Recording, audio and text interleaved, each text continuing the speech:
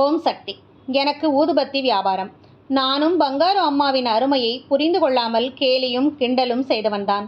நன்றாக சென்று கொண்டிருந்த தொழிலில் சோதனை. கடுமையான முதுகுவலி. உட்கார நிமிர படுக்க முடியவில்லை. டாக்டரிடம் காட்டிய போது முதுகெலும்பில் உள்ள 3 இணைப்பு எலும்புகள் பிசகிவிட்டதாகவும் ஆபரேஷன் செய்ய வேண்டும் என்றும் கூறினார். நரக வேதனையில் இருந்த நான் 12,000 ரூபாய் ஆபரேஷனுக்காக ரெடி பண்ணி வைத்து கொண்டேன். நாளை ஆபரேஷனில் சரியாகுமோ ஆகாதோ, தொழிலை என்ன செய்வது, மனைவி மக்களை எப்படி காப்பாற்றுவது என பல சிந்தனைகள். இந்த நிலையில் எங்கள் பகுதி மன்றத்தார் இருமுடி செலுத்த எண்ணி 44 இருமுடிகளை தயார் செய்து வைத்திருந்தார்கள். 43 பேர் சம்மதம் தெரிவித்த நிலையில் ஒருவர் மட்டும் வரவில்லை. எனது நிலையை கேள்விப்பட்டு எங்கள் வீட்டிற்கு வந்தார்கள். ஆபரேஷனை அப்புறம் செய்து கொள்ளலாம், அம்மாவை வேண்டிக் கொண்டு எங்களோடு புறப்பட்டு வாருங்கள் சக்தி என்றார்கள். என் மனைவி பயந்தாள். அவரை பத்திரமாக கூட்டி போய் கொண்டு வந்து விடுவது எங்கள் பொறுப்பு என்றனர். நாங்களும் மருவத்தூர் வந்தடைந்தோம். என்னை கைத்தாங்கலாக பிடித்து வந்து ஆலயத்தின் ஓரத்தில் பத்திரமாக சாய்ந்து உட்கார வைத்துவிட்டு, நாங்கள் இருமுடி செலுத்திவிட்டு வருகிறோம், பின்னர் உங்களை அழைத்து போகிறோம், இந்த கூட்டத்தில் சிரமப்பட வேண்டாம் என்று கூறினர். என்ன வாழ்க்கை, ஒன்றுக்கும் உதவாமல் போய்விட்டோமே என்ற விரக்தி. மனவேதனையோடு இருந்தேன். ஒலிபெருக்கியில் ஓர் அறிவிப்பு. சக்திகளே, ஆபரேஷன் செய்தவர்கள், இதய நோயாளிகள், இரத்த அழுத்தம், ஆஸ்துமா இருப்பவர்கள் அங்க பிரதட்சணம் வர தேவையில்லை என்று பங்காரு அம்மா அவர்கள் ஆணையிட்டு இருக்கிறார்கள் என்று அறிவித்தனர்.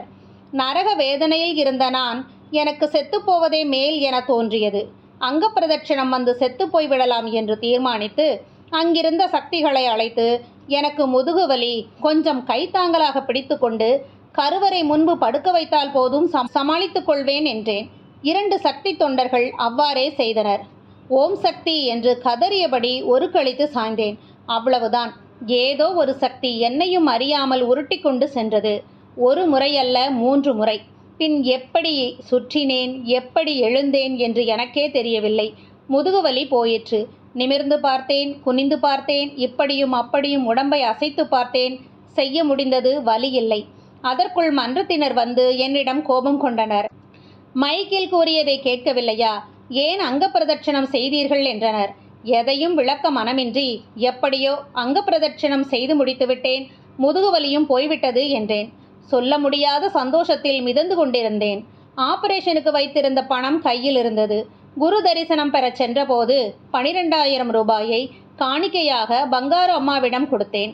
அம்மாவோ, இதெல்லாம் வேண்டாம், இதை எடுத்து கொண்டு போய் பழையபடி ஊதுபத்தி வியாபாரத்தை தொடங்கு, தொண்டு செய் என்று கூறினார்கள். நான் அன்றுதான் முதன்முறையாக பங்காரு அம்மாவை பார்க்கிறேன். நான் ஊதுபத்தி வியாபாரம் செய்வது அவர்களுக்கு எப்படி தெரியும் என நினைக்க ஆச்சரியமாக இருந்தது.